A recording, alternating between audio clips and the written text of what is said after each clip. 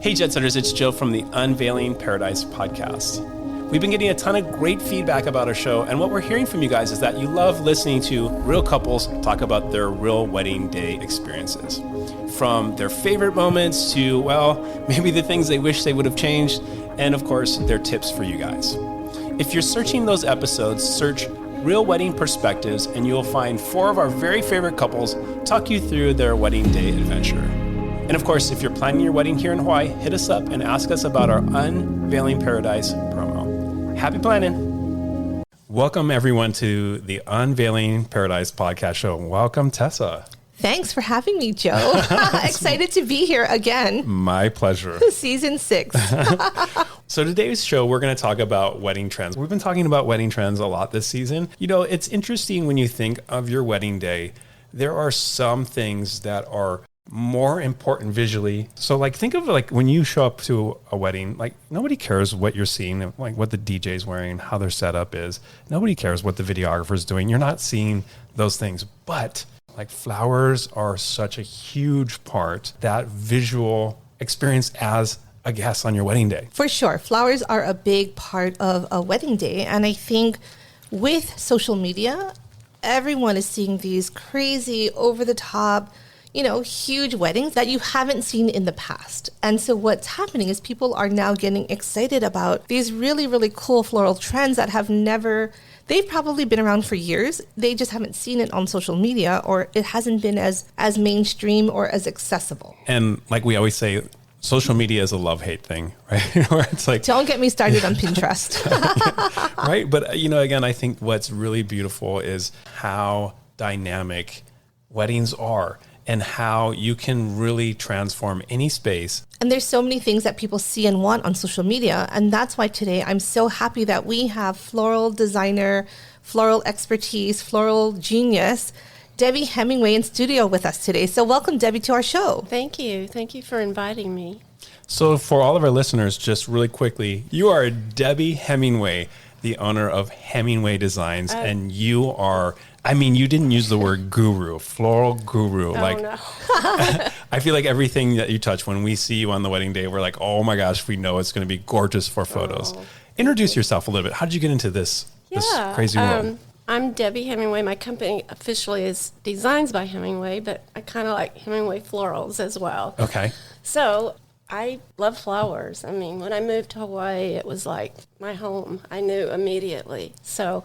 and flowers, I kind of made my way through the retail part of floral design and didn't like that, but I ended up being the florist at Kala Mandarin for several years, and then that's when I knew I just wanted to do only weddings. So that's how I ended up doing strictly weddings, basically now. And weddings are a different beast, right? They than are. Corporate, birthdays, Yes. funerals, whatever else it is. Like, there's so much emotion, I think, involved with wedding flowers. Mm-hmm. I get this a lot, and I'm sure, as a florist, they want the flower that her mom had in her bouquet, or, grandma's favorite flower and she passed away. So there's so many more emotional aspects when doing wedding flowers than any other type. True, that is true, and people tend to have their perfect color palette that they want. It's not always practical for flowers, especially the way things are photoshopped and photos, as you know, Joseph. And that can be challenging for us. But favorite flowers, we always try to accommodate. A lot of our blooms now are brought in they're not from Hawaii, they're from around the world, literally. Ecuador, Colombia, Peru, and then all the private farms on the mainland. Yeah. Lots of little farms now.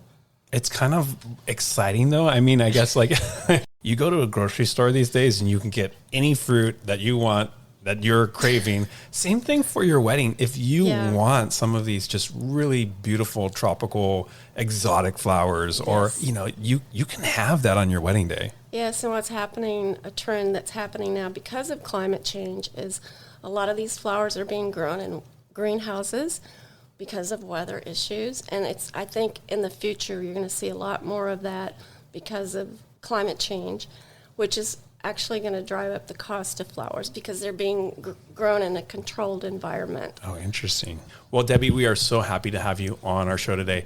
not all wedding florists are created the same. And you are truly an artist. We can't wait to pick your brain and get to understand all the crazy trends that we're seeing and just like, how do you make these weddings look so gorgeous? So let's get started. Welcome to Unveiling Paradise, your go-to destination wedding podcast. I'm Tessa, wedding planner and owner of Fred and Kate Events. And I'm Joe, wedding and adventure photographer of Joseph Esser Photography. We are based in Hawaii, one of the biggest, most popular locations for destination weddings. We want to share our real-life experiences with you, give you insight from a professional's perspective, and still make sure you're having fun in the process. We're huge believers in the fact that planning a destination wedding can be one of the most amazing experiences, and we want to bring you along. We're so excited to talk with you about weddings, Hawaii, and everything else under the sun. So pack your bags and let's get started.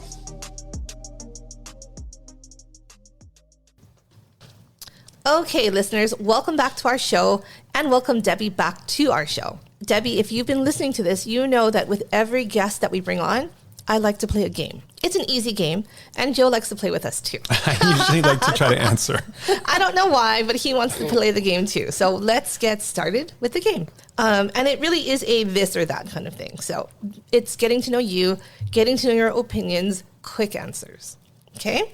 So first question is, do you prefer tropical or romantic flowers? Romantic. Romantic. Joe? Romantic. Have to Romantic, be. of course. Yep. Okay. Do you like an all-white palette or colorful palette?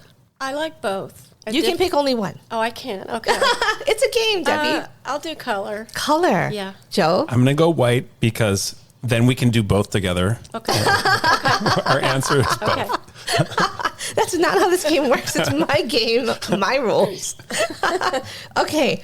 Do you like reusing ceremony flowers for the reception to save money? Yay or nay? That seems stacked. That That's a stacked is, question. That is. Is it? Yes, because we want to reuse your ceremony flowers, obviously, so they're not wasted. But I think trying to bring them into, you reuse a ground floor as a centerpiece is not going to work. Because there's bugs on the floor. Well, there's so many things. There's, the wind, the sun, and the ground floors are too big for a centerpiece. Because you go big. Joe, what's your answer? Yeah, so you're talking about like the ground, like floral Yeah, the arches. Or the flowers on an aisle. arch. Yeah. Right? There's flowers on the arch. You've got flowers down the aisle. You have big ground art. There's a lot of different things. And it's a yes or no for you, Joe. Don't go into this. Oh It's a my game. gosh. This is 100% in your wheelhouse, Debbie. Whatever you say, I'm going to go with you. So, yes. I don't think she even answered. I didn't answer that way. Okay. I'm going to rephrase this next question so it's not like leaning, but do you like to reuse bridesmaid bouquets as centerpieces? No. No. Joe? No, I don't think so. Okay. Yeah. Okay.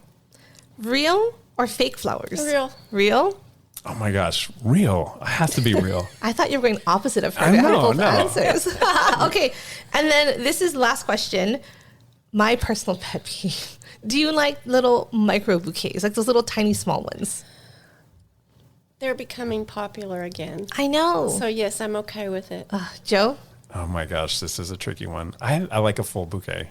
Okay. You like them big. Not oversized, but I like to see a lot of floral in the bouquet. You like flowers. I like flowers. Perfect. Okay. I mean, there's no winner other than myself and our listeners because they got to know you a little more. And they know that Joe's indecisive for some reason It's very about awkward. flowers. But again, like that was just a quick game to get to know a little bit about your preferences. What I want to do is switch gears and talk about floral trends. We talked about this in the beginning of just these really, really cool over-the-top trends that people are seeing on social media. They're coming to me and they're saying, where can I get this? Or can I get this? Or is this feasible for my venue or my, can we do this basically? So Debbie, before we get started, can you just kind of talk about your own style as a florist? Because Sure. I've heard kind of like you're like romantic European meets Hawaii meets tropical. Like tell us a little bit about like your own vibe. So, yes, I do focus on the romantic European flowers because that's what I personally love.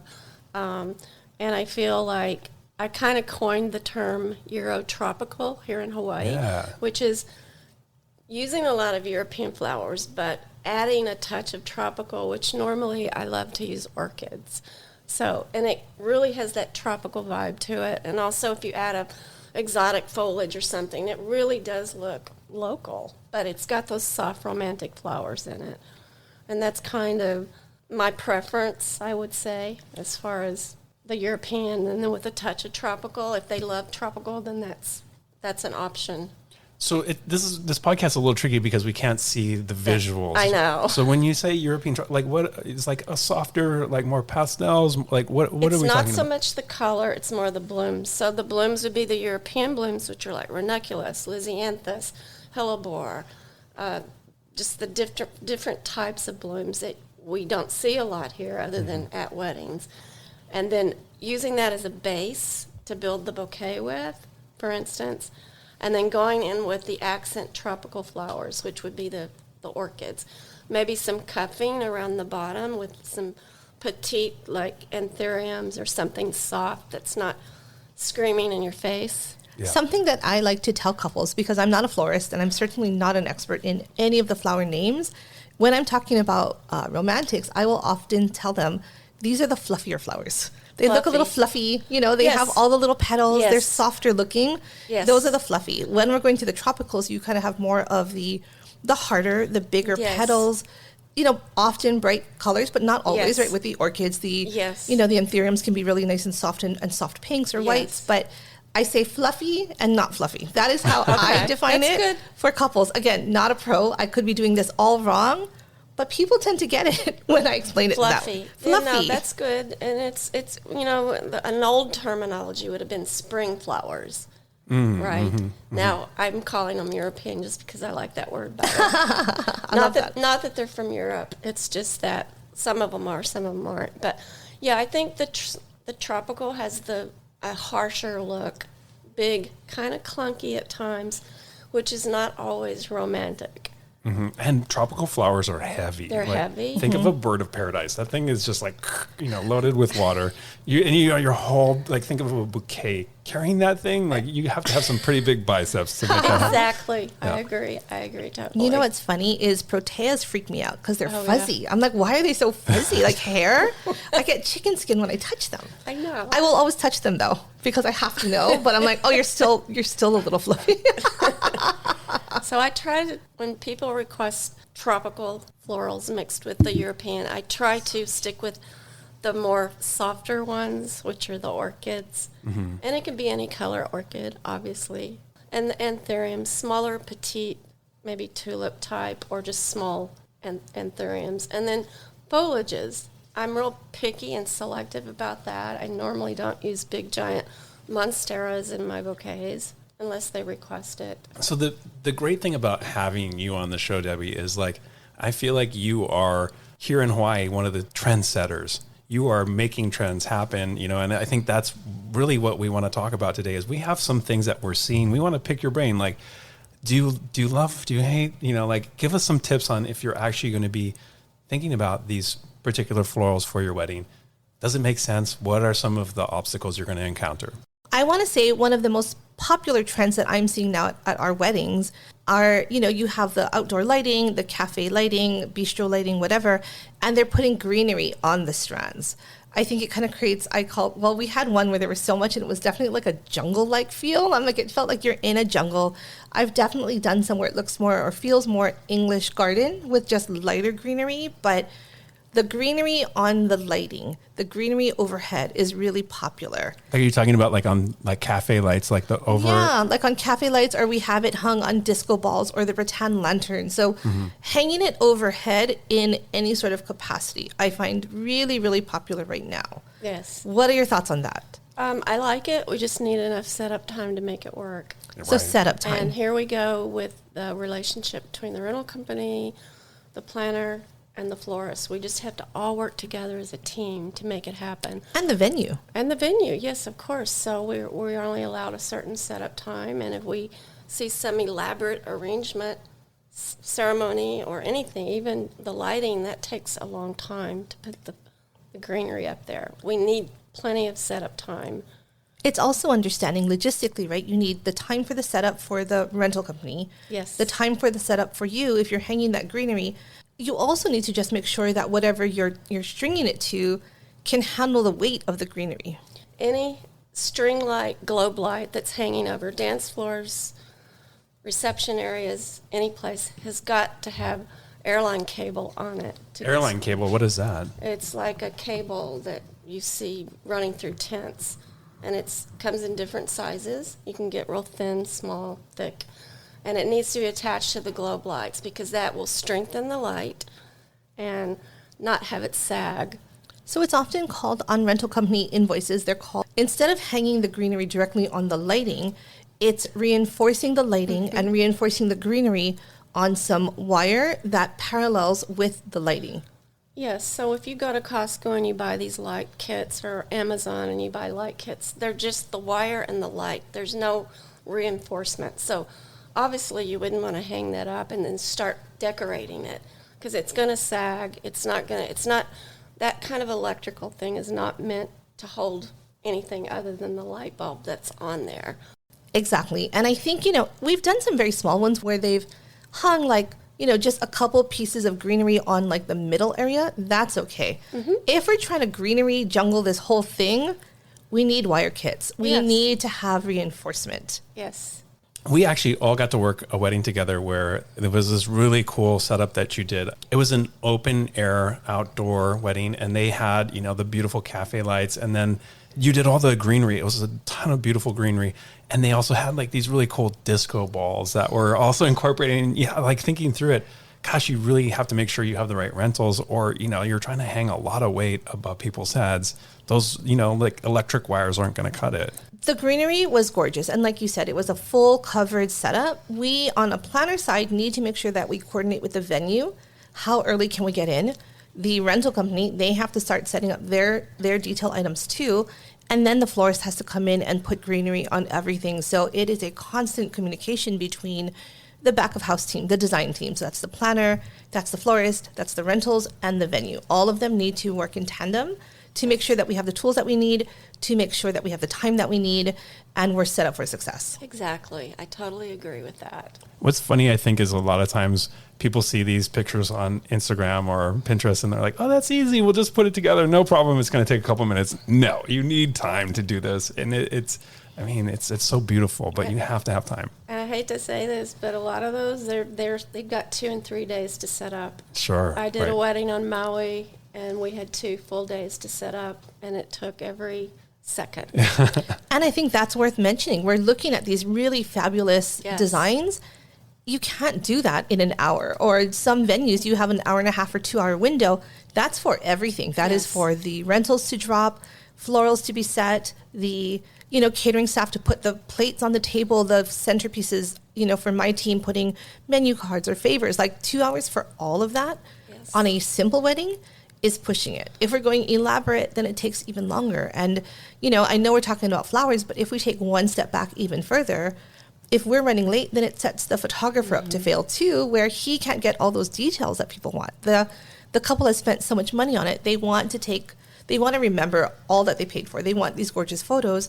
And if we're rushing and guests are coming in and all of this is happening, then the photographer is not able to get those pictures, or we're holding guests out. Like it's a domino effect. So everybody has to work together. Really, that is so true. And it takes a good planner to start the organization and keep it on track. For sure. I think Tessa hates me right now because Yes.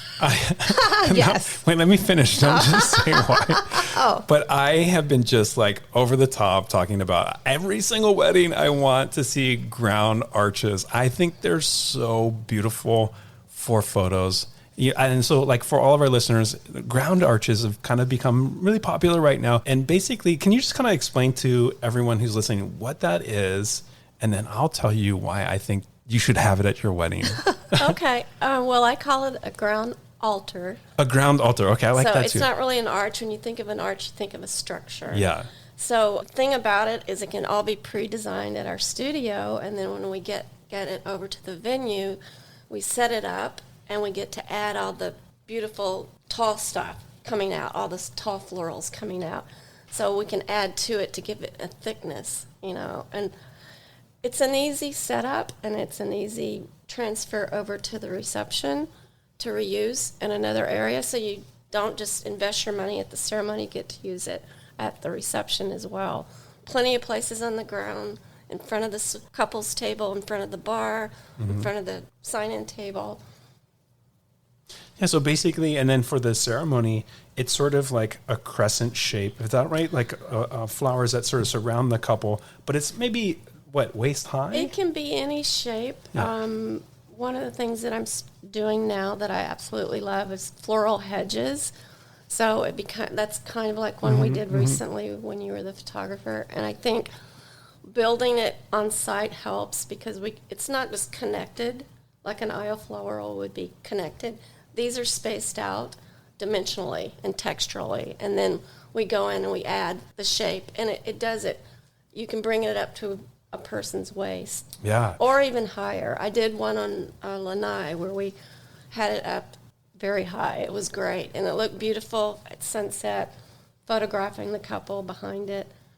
And you could still see the ocean, the backdrop, and it's not cumbersome like a structure can kind of get in the way sometimes. Yeah, that's actually Right? what my big pet peeve is, because sometimes you're photographing the ceremony and you have this view looking towards the audience. It's a great shot for photos, but like usually there's that dumb, like, what do you call it, structure, the arch or the, thing gets in the way. Like you can't see the couple from that perspective. And for me, like when you have a ground arch, you get a 360 kind of view of the ceremony. It's gorgeous. Well, and looking from the back, right, like you were saying, from the couple's point of view to the guest, you also see all the zip ties or the whatever they're tying, whatever they're using to tie the flowers onto the arch. It's one-sided. You only see it from the front. So if you as the photographer are standing from the back, you're seeing the mess. Yeah. You don't want people to see the mess. Whereas these ground structures, it's 360. You just get this amazing view from all points of view. There's no bad side to them. True. And I'm always telling my staff when we do arches, structures, cover the back, cover the mechanics. I don't want to see cable ties. I don't want to see foam or chicken wire. Yeah. I want it covered because the photographers always walk back here and they always shoot forward behind the arch. Always. Yeah. Well, that's good to know that. Again, that's to me another example of a vendor that works together as a partner, right? Understanding the photographer's point of view and the fact that you want these pictures to be gorgeous for the couple, so make it look good on all sides. Exactly. I love that. Exactly. One more thing to add too is like some venues now aren't allowing you to actually stake in some of these arches. You don't have the opportunity to even have these big structures anymore.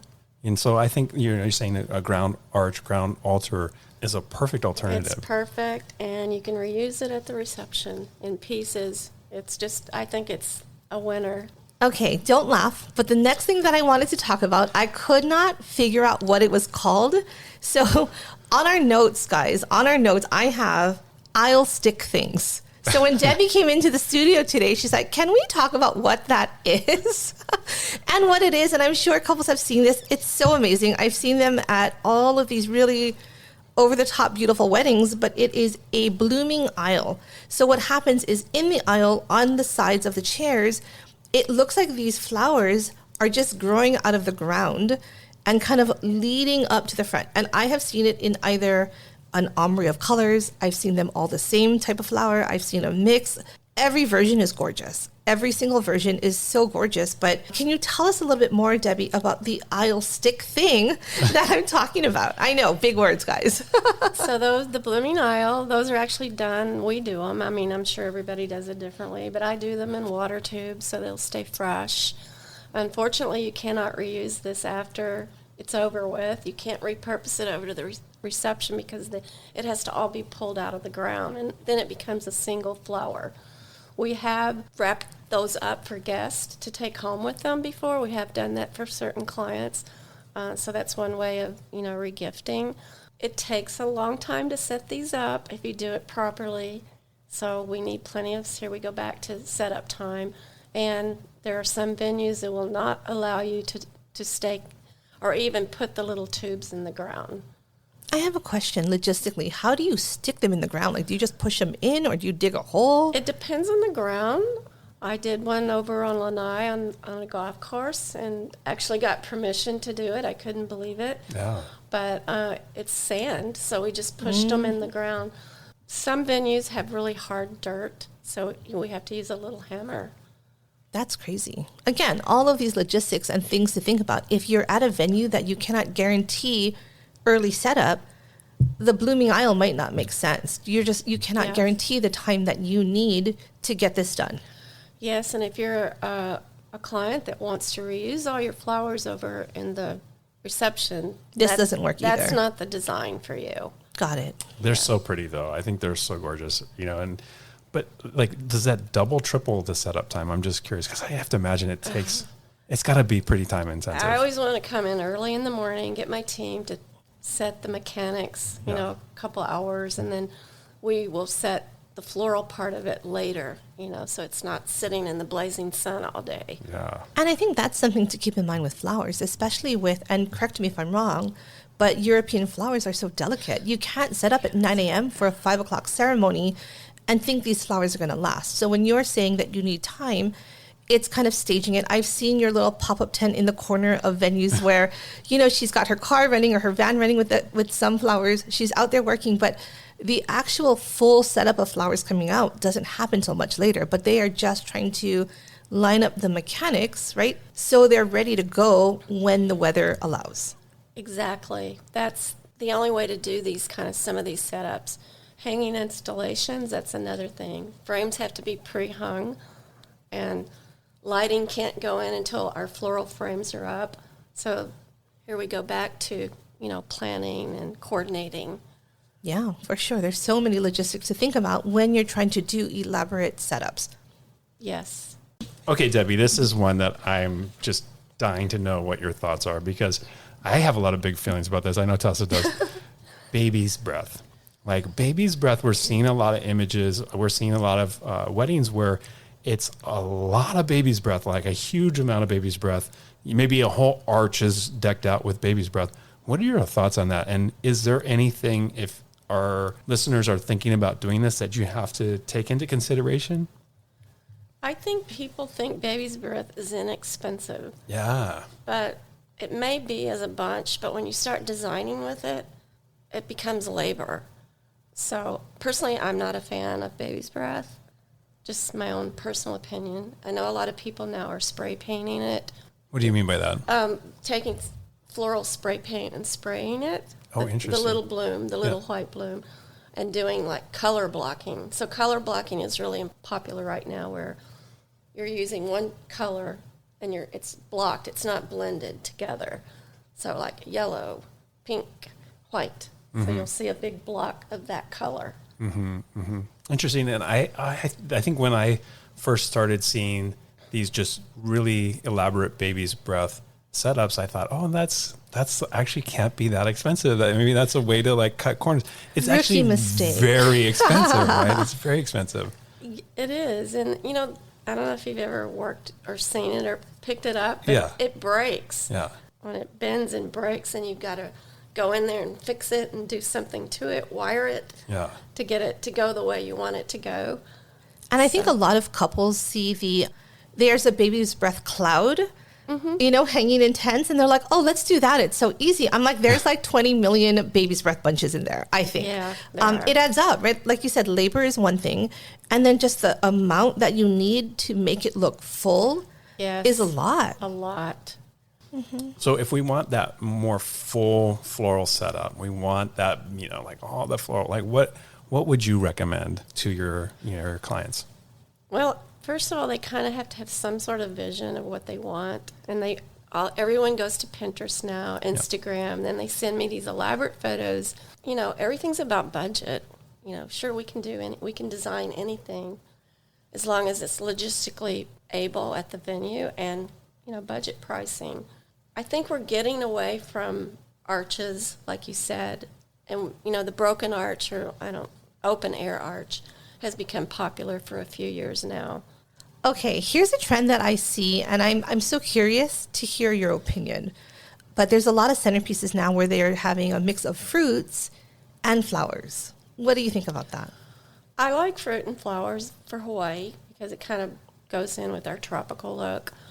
The thing I don't like is when people cut the fruit. It happens at every wedding. And then all the flies come. And they don't. And it looks pretty, Yeah, a papaya looks beautiful cut, but when everyone's seated and then here come the flies, that's not a good thing. Yeah, it attracts the flies. And it's funny, when you were talking about cutting the fruit, I thought we were talking about the guest, because what happens at every wedding is you have like, I did a Havana Nights wedding once, and they had bananas, they had oranges, they had papayas, and the guests, got drunk and they started eating a pineapple. They are like digging into with a butter knife. Oh no.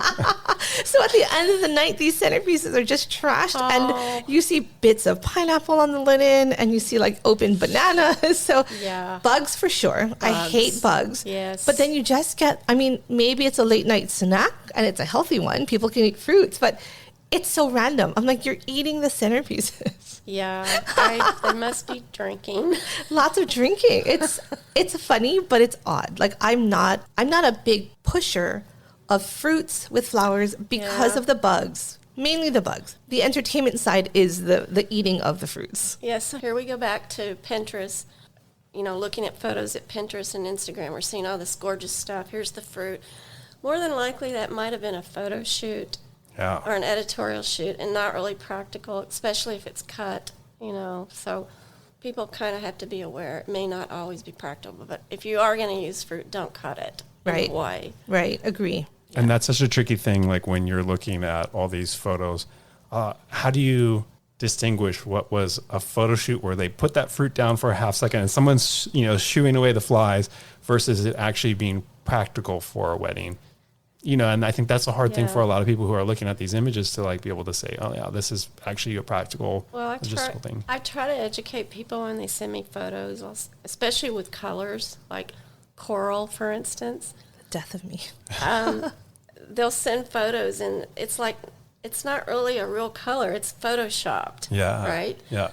And so I feel like one of my jobs as a florist is to educate the client when they're sending me all these elaborate photos, and I'm talking about timelines and different things. It's just not always practical. And I think as a wedding planner, the same thing is I try to educate couples. And I think, I mentioned this to you, previously, but every now and then I have couples that are very, very specific about color. They want coral flowers. They don't want orange. They don't want pink, coral. So, when I talk to couples before I send them to florist, I try to prep them and I say, flowers are in nature. There is no guarantee that you are going to get that specific shade. If that really is important to you, that specific shade of coral or lavender or blue, whatever it is, do it through something else that we can guarantee. Your linens, your printed items, anything like that we can look at the color. We can send a Pantone swatch, like we know what that is.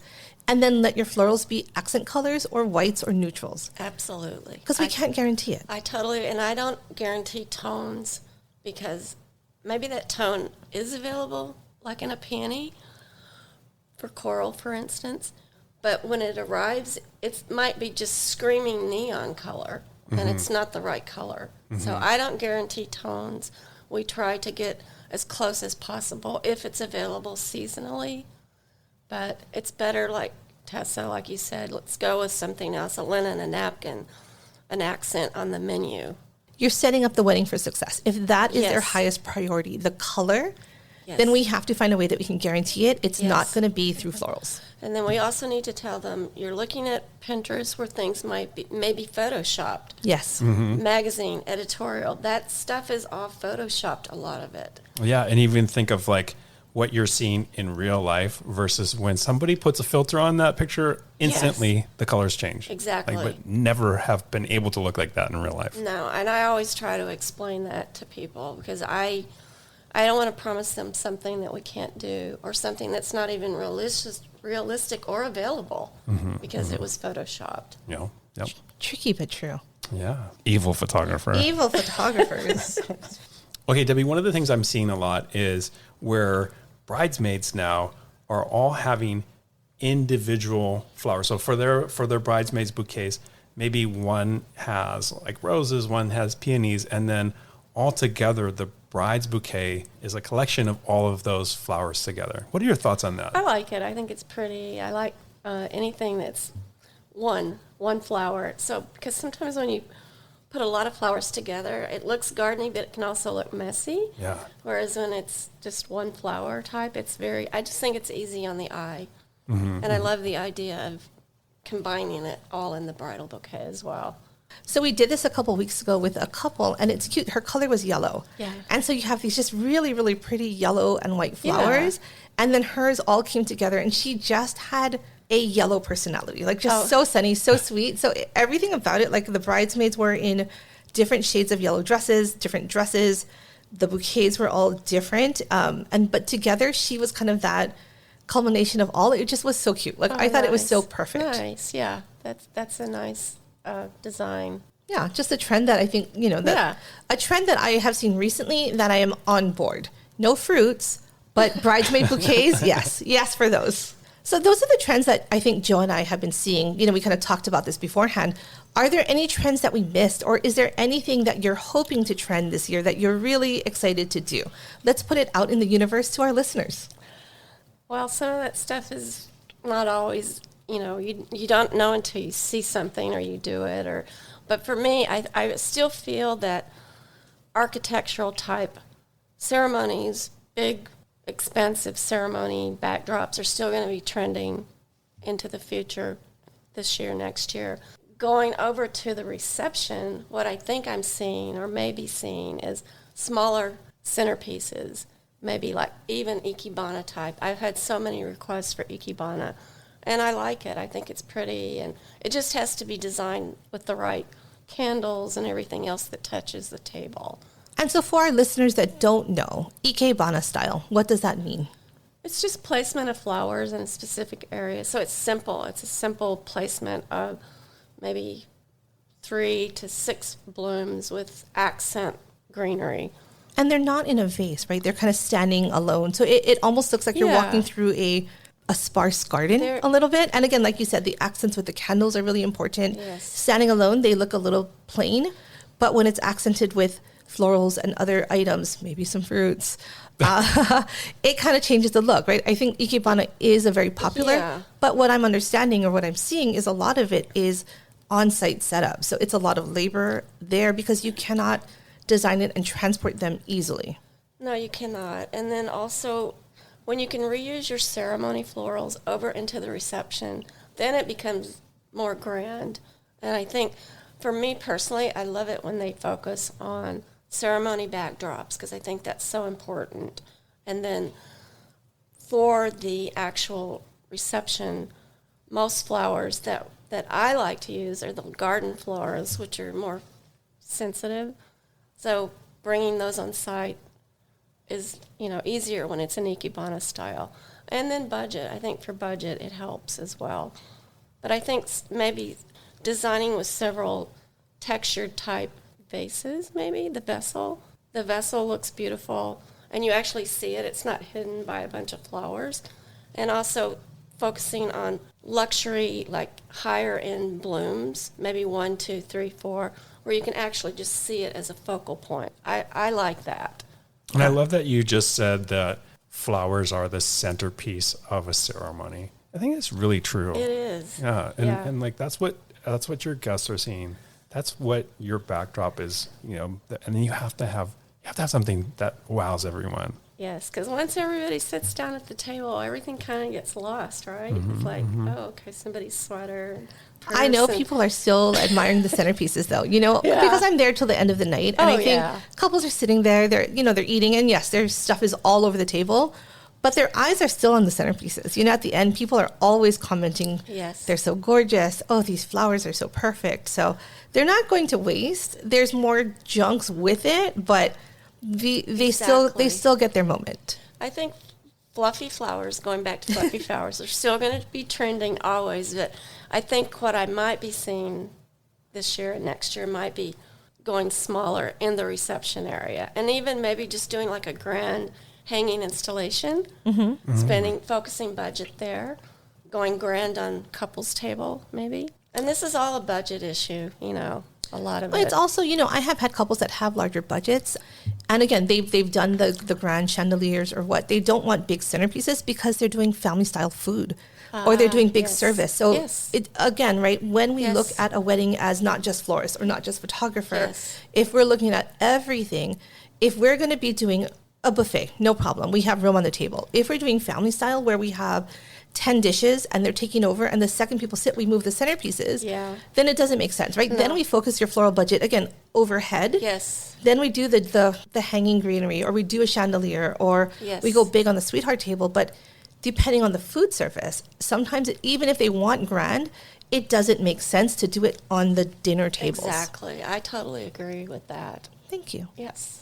Thanks so much, Debbie, for being on the show today. Before we end, can you give all of our listeners information about how they can find out more on all of your services, how they can contact you? Sure. Well, Instagram, I'm easily findable there, and also my website. Guide people to my inquire form. So please fill that out, and I'll send you more information about how to get more information about our services and how to get a custom quote.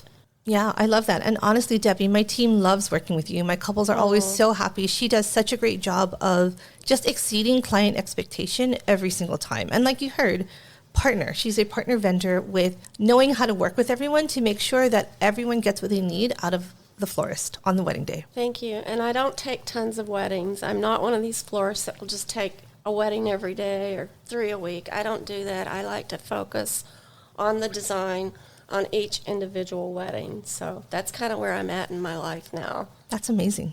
Thank you. Debbie, thank you again for being here and for being on our show and helping us educate our couples that listen. We are so, so happy. And listeners, we'll catch you next time. All right. Bye, guys. Bye. Thanks for listening to another episode of Unveiling Paradise. If you enjoy our show, please follow us and rate us on Spotify or wherever you listen to podcasts. It would really mean a lot. And don't forget to also get on our mailing list and follow us on Instagram. Just do it already. Until next time, this is Tessa. And this is Joe. And don't forget, your happily ever after It's just a plane ride away.